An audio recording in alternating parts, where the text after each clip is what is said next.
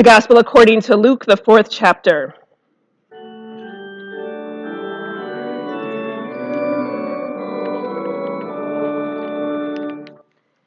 Jesus, full of the Holy Spirit, returned from the Jordan and was led by the Spirit in the wilderness, where for 40 days he was tempted by the devil.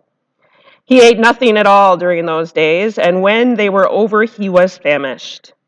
The devil said to him, "If you are the Son of God, command this stone to become a loaf of bread."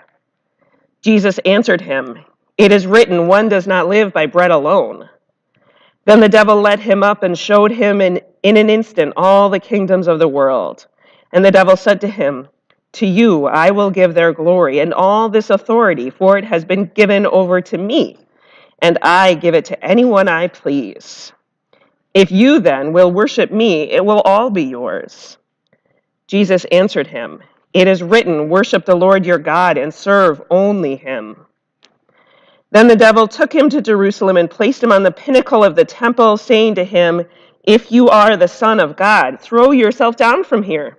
For it is written, he will command his angels concerning you to protect you, and on their hands they will bear you up, so that you will not dash your foot against a stone."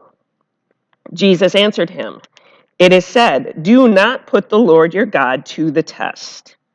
When the devil had finished every test, he departed from him until an opportune time. The Gospel of the Lord.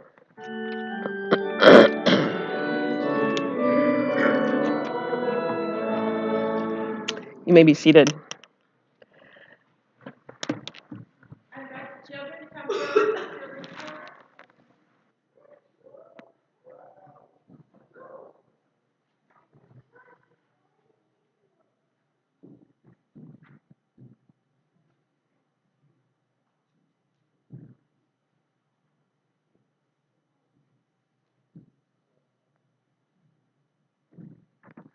Good morning.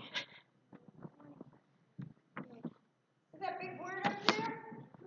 How many of you can read that? Can you read that big word? Yeah. What do you think it says? You don't know? It says temptation. Can anybody tell me what temptation is? What do you think temptation? When you're tempted to do something. Well, what's tempted? When you want to do something and you can't do it? Oh, you're not supposed to do it. So when you want to do something that you know you shouldn't do, that's temptation. Okay? Well, we just heard a story about temptation. Jesus was tempted. Okay? Jesus went through everything on this earth that we go through. He got sick. I'm sure he scraped his knees when he fell down when he was playing. Okay? And he was tempted. Now, after he got baptized, he went out into the wilderness, which we think was probably kind of a desert place. Have any of you been in the desert? No? Do you know what a desert looks like? Dry, sandy, hot. Okay? No water, yeah. No water or very little water. How about shade? The places, no shade either. Well, Jesus was there for 40 days without food.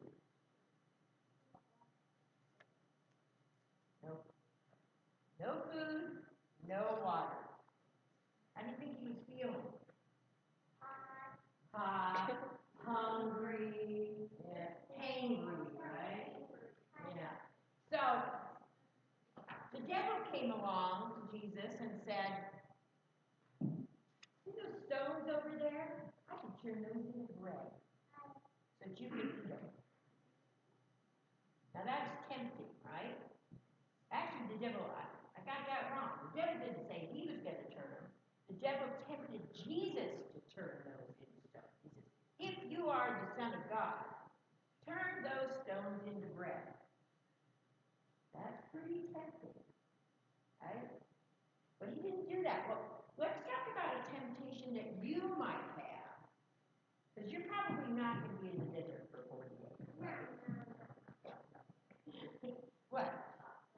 Chocolate is a big temptation for you. Why can't you eat chocolate all the time? Not healthy, okay? It's important to eat healthy stuff. Okay, I want you to think about it. What if you're with your mom or your dad or your grandma or somebody and you're at the store and you're in line and you're waiting to pay? And the person in front of you happens to drop this. What is that? Money. How much money? $10. Could you use $10? The right thing to do is what? Pick it up and give it back to the person who dropped it. But for a moment, what if this person had lots and lots of money? They had just like a bag full of money. And they just dropped one. Do they really need that $10? Or do you need it more than they do?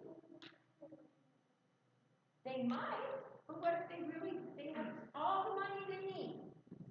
Then is it okay to take it? No. It's theirs, so you should give it back. So you guys know what you should do, right? Do we always do what we should do? No. In fact, I had a slide that I was going to put up there, and I decided not to use it. Now I wish I would have. It said, shoulda, woulda, coulda. Okay? Sometimes you should have done a certain thing. Maybe you would have, or you could have, but you made the wrong choice. Okay? So we're going to bow our heads and fold our hands. And I'm going to leave that $10 bill right there while we're praying. And I'm hoping it's still going to be there when I'm done. Okay? And let's ask God to help us.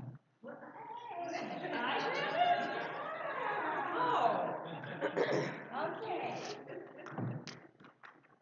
So repeat after me prayer. Dear God, it helps us to know that Jesus went through the same things that we go through.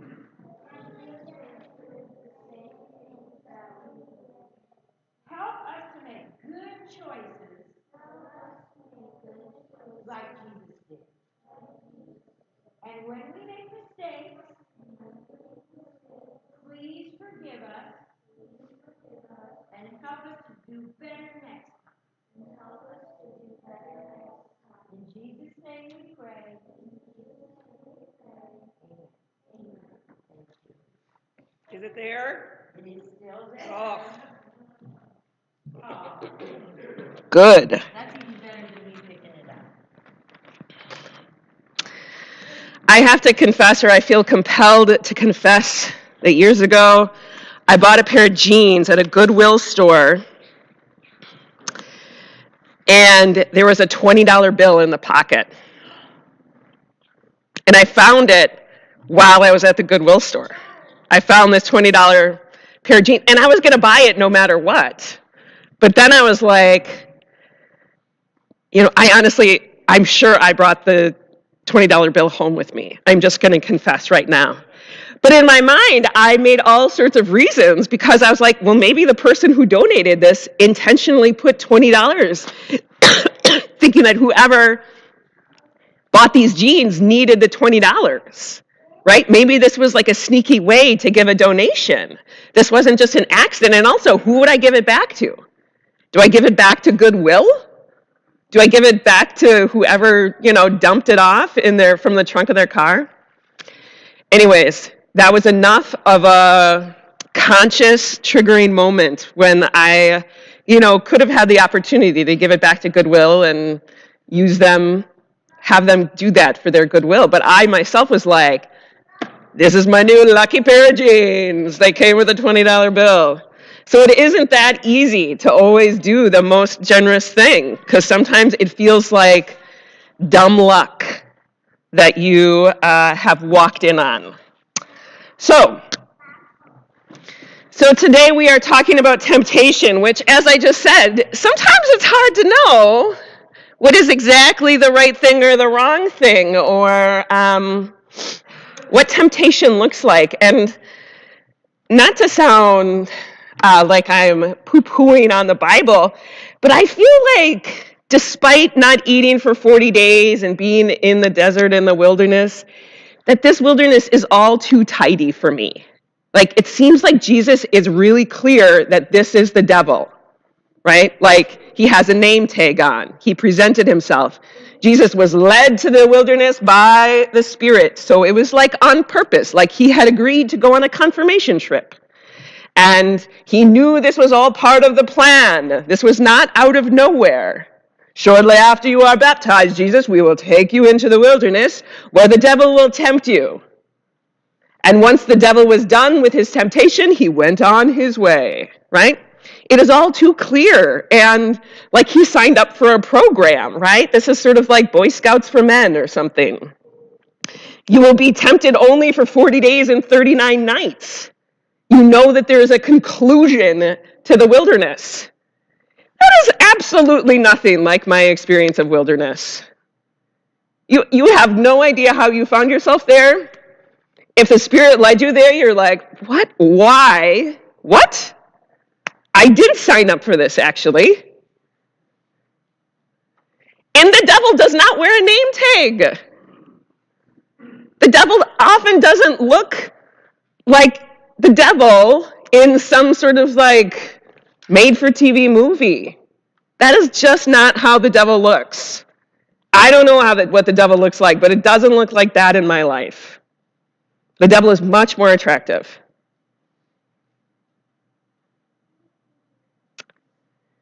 To me, temptations feel like reasonable.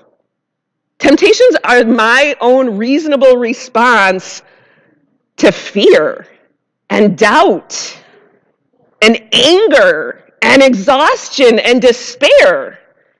The temptations for me that are like the biggest are my reasonable desire to be in a little bit more control of the situation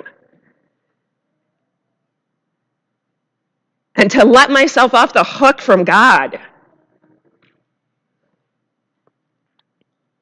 I understand this whole Jesus temptation in the wilderness to be one of a clarification of who Jesus is in relationship to God. Who he is. This is the sort of relationship dynamic. And I think we each know and experience temptation in different ways, depending on your personality, right? On one side of the coin of temptation are those who believe that their faith is dependent on all the work they do. Their faith is one of great effort and tremendous responsibility, of strength and proclamation and productivity. They make stuff happen. This is how their faith works. The temptation here is to believe that God is super duper pleased with you. The temptation is to believe that God has kind of left you in charge of the situation at hand. And you are taking that responsibility very seriously. The other side of the coin are those who believe that they can actually do nothing on their own, that they are powerless, flawed, and weak, that God is in complete control. Their faith is one of total submission to God and trust that God will fix everything. God will save, God will provide, God will cure. God will do everything, or not. So when bad things happen, it is all God's will. When good things happen, it is all God's will. The temptation is to believe that there is no way for this person or community to affect change, to assert any responsibility. All you can do is pray for God's will to be in your favor. Think about learning to swim. And maybe I've shared this metaphor with you before, but one more time is probably not going to kill you. Has anyone had to learn how to swim as an adult? Anyone? I grew up swimming. I was on swim team. And I feel like many swim team kids who grow up swimming grow to become swim instructors in later life, which is a really, really humbling thing then for the adult who needs to learn how to swim from an 18-year-old. Because this adult who does not know how to swim fears for their life. It is very scary. And so as that 18-year-old kid who knows how to swim like easily without thinking, it is kind of a core shaking experience to be with someone who is petrified in the water. And to be honest, I have come to understand this relationship with God and our sort of positioning with God in the same way as watching an adult learn how to swim. It is really scary to trust that the water is going to hold you up. That is actually just how it works. It's not a trick. They don't turn something on in the pool. It doesn't matter how many people are in the pool, the water holds you up. That's how it works. But in order for the water to hold you up, you have to take your foot off the bottom of the pool. You have to do something. And you have to trust that the water holds you up. So on the one side of this coin is the people who don't really believe that the water is going to hold them up, or at least not sufficiently, right? That they have to use all their might and their muscle to sort of propel themselves up, like pushing themselves off the water to get themselves up. So they do all they can to hold themselves up really strong and big. And then, of course, on the other side are the people who expect the water to just hold them up. And they lie there stiff or limp. Both sides of this coin, of course, will not float well. They will not have a good experience in the water. Somewhere in the middle is the truth. The water does hold you up. You do not hold yourself up. That's how it works. And as soon as you try by all your own strength and effort and might to hold yourself up, you will sink. That very action of your body tensing up will turn you into a rock, and you go down. And the more you struggle, the harder it gets. But you have to do something. You have to do the work that is yours to do. So that means the water holds you up. Yes, you need to move your arms and legs a little bit, people. The water is going to hold you up, but you need to take your foot off the bottom of the pool. You can still control you in partnership with the water. You need to keep calmly moving, breathing, working in relationship with the water, not to control it and not to submit to it, but to work with it. I have preached my theory of temptation in swimming for many years.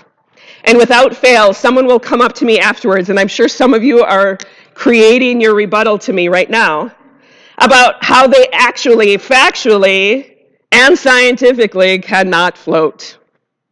Because they have no body fat, or because they have too much body fat, or because they have tendinitis, or because maybe they have a hip replacement, or they still have their wisdom teeth, or whatever the case may be, but they cannot float. And my theory is wrong. To those of you who are preparing your rebuttal, it's a metaphor. It's just a metaphor. I am not literally saying that there is a spiritual connection to your ability or inability to swim. It's a metaphor. But to carry this metaphor out of our life of faith in relationship to God, to neither think that we don't need God or to think that we can do nothing, carrying this metaphor out a bit, what is our expectation for this experience of floating to be like? Do we expect the experience of floating to be like bobbing up and down on top of the water like a canoe? Because it's probably not going to be like that. Do we expect it to be like lying on a flotation device in the middle of a lake? It's not going to feel, thank you, sweetheart. Sometimes I want a little response like that. That's exactly what I need. Every now and again, I need somebody to like remove the filter and talk. Right? It's not going to be like lying in a raft on the middle of a lake that's really calm. Do you expect it to be easy? Have you ever been told to tread water for a minute? You are floating. You are not drowning, but it's really tiring to tread water for a minute. So it's going to be hard work. I'm not saying it's not completely a vulnerable feeling, that you might panic and freak out a little bit. I'm not saying that it is no effort. And here's the thing. Although it might sound like a nightmare, it is easier to learn how to swim in deep water where you cannot touch the bottom of the pool. And you really do not want to go looking for it. Because there's more water holding you up. Because if you can see the bottom, more likely than not, you're going to start to sit in your butt a little bit, and then you stand up, and it's over. You've taken all control. But when you don't know where the bottom is and you aren't going to go looking for it, you need to figure out how to be in relationship with that water that is surrounding you. You need to figure out how to trust into it. Trust and lean back into it a little bit, because it'll kind of push up your back and open up your heart a little bit more. That's how you float. You take your arms out like this, and your chest lifts up. So your legs are going to sink a little bit. You're still floating. You need to figure out, in this situation where you can't see the bottom, what is your work to do and what is not your work to do. Learning how to swim or trust God when you can't see the bottom is kind of that moment when you find out that it is cancer. You learn to trust God, to lean into the hope, the comfort, and the healing, and you get about the work that is yours to do in treating it. Learning how to swim or trust God in the deep end is breaking free from addictions. God holds you up by that life-sustaining waters of grace and love, resurrection and reconciliation, and you do the hard work of staying sober, moment by moment, by moment, by moment, by moment, by moment. You do that work.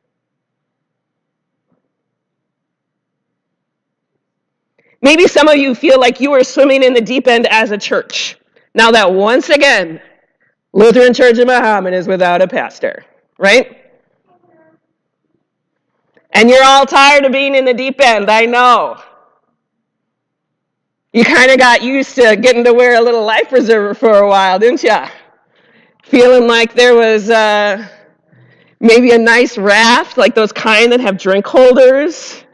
And you can kind of like, oh, that's not so bad, right? I don't blame you.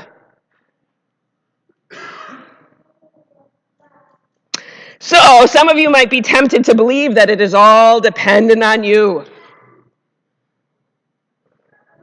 It is all dependent on your tremendous effort and sacrifice and strain and work.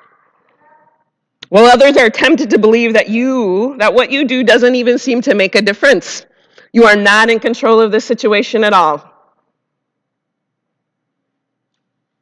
And of course, neither is true. Maybe how you show up as individuals and as a community of faith in relationship to God and one another in this wilderness time of transition is your practice of Lent. How are you showing up in this community of faith in this time that is just going to feel vulnerable? That's just part of the deal. It is going to feel vulnerable. You are going to panic. You are going to be exhausted. and you cannot see the bottom to put your foot down. So how can you trust that the water is holding you up? The water is surrounding you, holding you up. But you do your part to lean back, open your arms, let that water push up against the back of your heart so the front of your heart can open up and float a little bit more. And yes, you are going to have to keep moving and your legs are going to get heavy. That is what floating feels like. That is what trusting God feels like.